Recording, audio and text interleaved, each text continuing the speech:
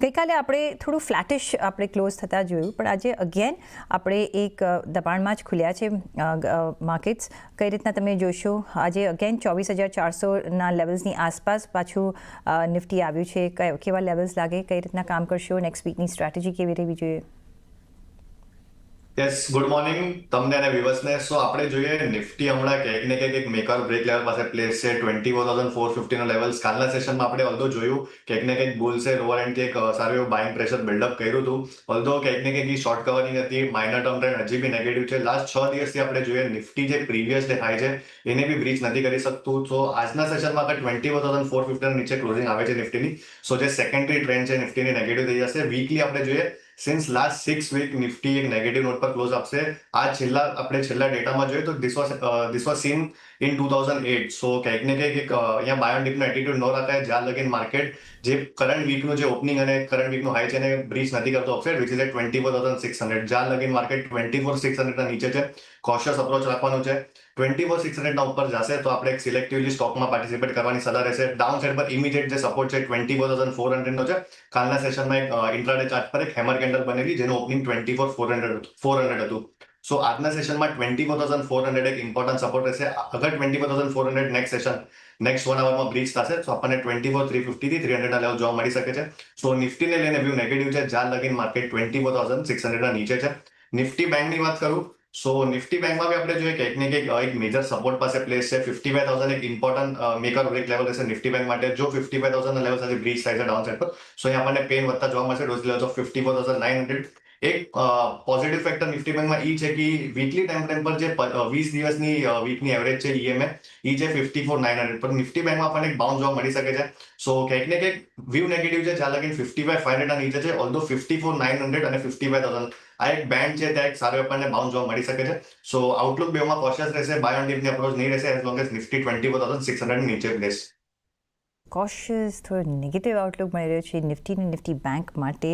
54,900થી 55,000ના levels પર જાય છે તો એક બાઉન્સ આપણે જોઈ શકીએ છીએ, પણ ત્યાં સુધી આપણે એક નેગેટિવ જ અને કોશિયસ રાધર એક મૂવ સાથે કામકાજ કરીશું.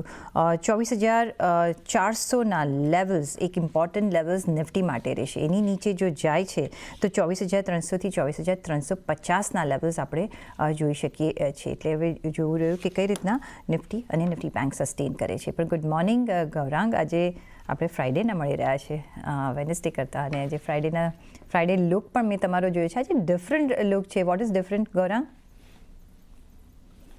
સૌને સાદર પ્રણામ અને શુભ પ્રભાત મારી તરફથી. સ્પેશિયલ શું છે તો તમારા હુકુમ તો સર આંખો પર રાખવો જ પડે, નહીતર તો પછી જીવન હલચલ થઈ જાય છે. હલચલ ગૌરાંગ, હલચલ હમણાં ટ્રમ્પે કરી છે જે રીતના આપણે માર્કેટ્સને જોઈ રહ્યા છો. હું તો એટલી બધી હલચલ નથી કરતી ગૌરાંગ. તમારી જે વાણી હોય છે એ બહુ જ મગજ પર હાવી રહે છે. તો આ એક ડિફરન્ટ બધા દર્શકોને લાગશે કે આઈ એમ એકદમ ખરાબ, તમે મારું છે ને ઇમ્પ્રેશન ખરાબ કરી રહ્યા છો. પણ it's not like that. Is બધું અહીંયા. પણ ગૌરાંગ, આ દર્શક મિત્રોને માત્ર થોડી કહી દઉં કે પ્રીતિને ને મારી જે ઓળખ છે એ ઘણા વર્ષો જૂની છે, એટલા માટે હું એક કમ્ફર્ટ લેવલ પર પ્રીતિ સાથે આ વિશે વાત કરું છું. You are an absolutely wonderful person Preeti. તો તમારા પ્રશ્નને ઉત્તર આપતા મુંબઈમાં નથી હું. એકચ્યુઅલી બુધવારથી ટ્રાવેલ કરતો હતો અને બુધવારે નોર્મલી આપણે જે આ શો કરીએ છીએ એ નહોતું કરી શકતો કારણ કે મારી બુધવારે ફ્લાઇટ હતી. હું કોચીન આવી રહ્યો હતો મુંબઈથી અને હમણાં કોચીનમાં છું. અને આ કેઝ્યુઅલ અટાયર એટલે કે કેઝ્યુઅલ લુક એટલા માટે છે કારણ કે કંઠ લંગોટ પહેરીને હું થાકી ગયેલો. એટલે નિર્ણય લીધો કે ટી શર્ટ અને જેકેટ પહેરીને બેસો. જી હા, માર્કેટ્સ જુઓ પણ ગૌરાંગ, હવે એકદમ નર્વસ થતા દેખાઈ રહ્યા છે. આઈ થિંક હવે આપણે જે સ્ટોક સ્પેસિફિક રાખતા હતા વ્યૂ એનાથી પણ હવે નેરો થતો જઈ રહ્યો છે. જો કે એક રિઝલ્ટ સિઝન છે, એક થોડુંક પુશ આપી રહી છે, નીચે જાય છે પણ પાછું ઉપર કરવાની સસ્ટેન પણ કરી રહ્યા છે. પણ આ જે ટ્રમ્પનું જે છે હવે વી ડોન્ટ નો કે કઈ બાજુ જવાનું છે, પણ સેન્ટિમેન્ટ્સ તમને લાગે છે કે થોડા હવે નર્વસ ટાઈપના વધારે થતા જઈ રહ્યા છે?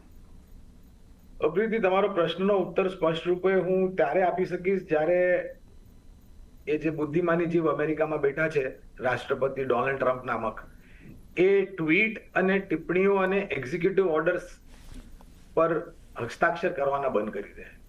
અને મને નથી લાગતું કે એ વહેલી તારીખે થવાનું છે. હવે એક રિપોર્ટ હું ગઈકાલે રાતના જ વાંચતો હતો પ્રીતિ, દર્શક મિત્રોને થોડી માહિતી આવું કીધો કે અમેરિકાના પ્રતિનિધિ મંડળ ટ્રમ્પ એડમિનિસ્ટ્રેશનમાં 25મી ઓગસ્ટે ભારત પધારી રહ્યા છે અને ભારતના પ્રતિનિધિઓ સાથે આ જે ટેરિફને લઈને વાદ વિવાદ છે એમાં એક સહેમતિ બનાવીને એક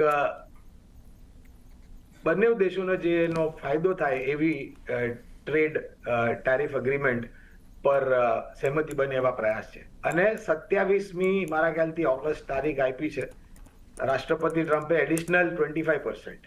અને ત્યારબાદ એક બીજી બી ટિપ્પણી કરી છે, સેકન્ડરી ટેરિફ. હવે તમે આ પરિસ્થિતિમાં જ્યારે ઘણી બધી વસ્તુઓ હવામાં અહીંયા ત્યાં જઈ રહી છે અને જમીની સ્તર પર નથી બેસી રહી, જેનાથી તમે નિર્ણાયક તરીકે આકલન લગાડી શકો કે હવે આગળ શું કરવું છે, પણ તમારે એ પ્રશ્નનો કોઈ ઉત્તર આપતા ક્ષેત્રના આધાર પર મારા ખ્યાલથી અસર બિલકુલ રહેશે. પછી એ ટેક્સટાઇલ હોય, જેમ્સ એન્ડ જ્વેલરી હોય અને આઈટી રિલેટેડ.